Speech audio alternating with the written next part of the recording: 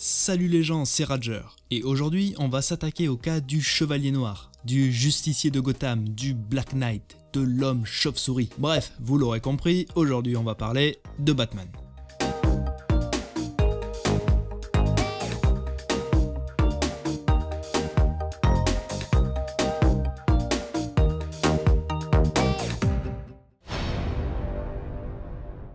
Bon, je vous apprends rien si je vous dis que Bruce Wayne c'est le nom civil de Batman. Mais connaissez-vous l'origine de ce nom? Vous allez voir qu'il ne lui a pas été donné au hasard, ou loin de là. Parce que le nom Bruce Wayne est un dérivé des noms de deux personnages historiques. Bruce pour Robert the Bruce, un roi écossais qui a notamment combattu avec William Wallace pour l'indépendance de l'Écosse. Et Wayne pour Anthony Wayne, un militaire et héros de la Révolution américaine. Bref, Bruce Wayne c'est un nom parfaitement bien choisi pour le héros qu'est Batman.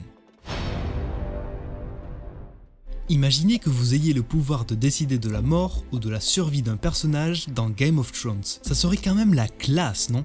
Eh ben, c'est un petit peu le pouvoir qu'ont eu les lecteurs de Batman en 1988. En effet, un vote leur a été proposé pour décider du sort de Jason Todd, alias Robin. 5270 votèrent pour la survie de Robin et 5340 votèrent pour sa mort. Son sort étant scellé, le pauvre Robin fut tué par le Joker quelque temps après. Batman a triomphé de tous ses ennemis, mais en 1954, un adversaire redoutable a bien failli avoir sa peau. Et cet adversaire, c'est le psychologue Frederick Wertham. Et oui, parce qu'en 1954, il publie un bouquin intitulé « Séduction de l'innocent ». Dans ce bouquin, Wertham condamne violemment les comics. Il accuse principalement Batman d'avoir une mauvaise influence sur les lecteurs en faisant l'éloge de la violence, du sexe et du crime. Il accuse même Batman et Robin d'être un couple homosexuel. Oui, c'est à cause de lui si cette rumeur circule encore aujourd'hui. Bref, suite à cette polémique, les ventes de comics dégringolèrent en flèche. Et Batman, eh ben, il a bien failli y rester.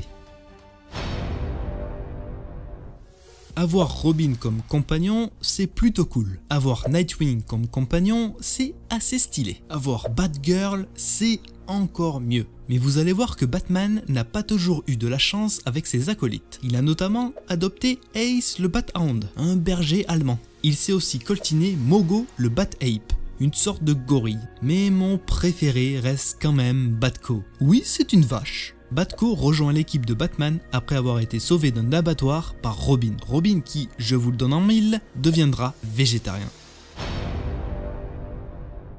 Et maintenant, je vais vous révéler la véritable identité du Joker. Et ben le Joker, c'est en fait Martha Wayne, la mère de Batman. Bon, dans un univers alternatif, je vous l'accorde, mais quand même. Cette histoire se passe dans le paradoxe Flashpoint. En gros, c'est The Flash qui, en voulant sauver sa mère dans le passé, crée une sorte de paradoxe temporel. Bref, dans cet univers, c'est Bruce Wayne qui meurt assassiné et non ses parents. D'ailleurs, c'est Thomas Wayne, le père de Bruce, qui endosse le rôle de Batman. Et sa femme, Martha Wayne, eh ben, elle deviendra tout simplement le Joker. Bon, finalement, cet univers sera effacé grâce encore une fois à The Flash qui remettra le cours du temps en ordre.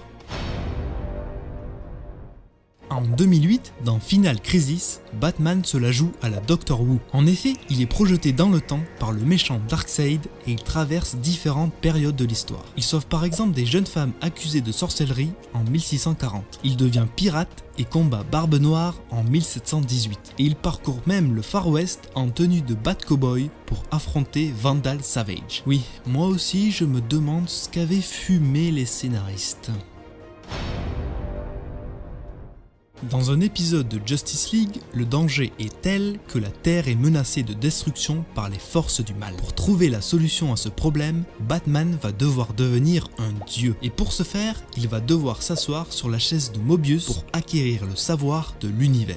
Alors, la chaise de Mobius, c'est une sorte de véhicule spatio-temporel qui permet de traverser l'espace-temps et les barrières temporelles. Bref, vous l'aurez compris, c'est un truc bien vénère. Et une fois assis sur cette chaise, Batman va en profiter pour découvrir la véritable identité du Joker. Malheureusement, le lecteur restera dans le mystère. Ce qu'on peut dire, c'est que Batman sera dévasté par la révélation. Un petit lien avec sa mère peut-être.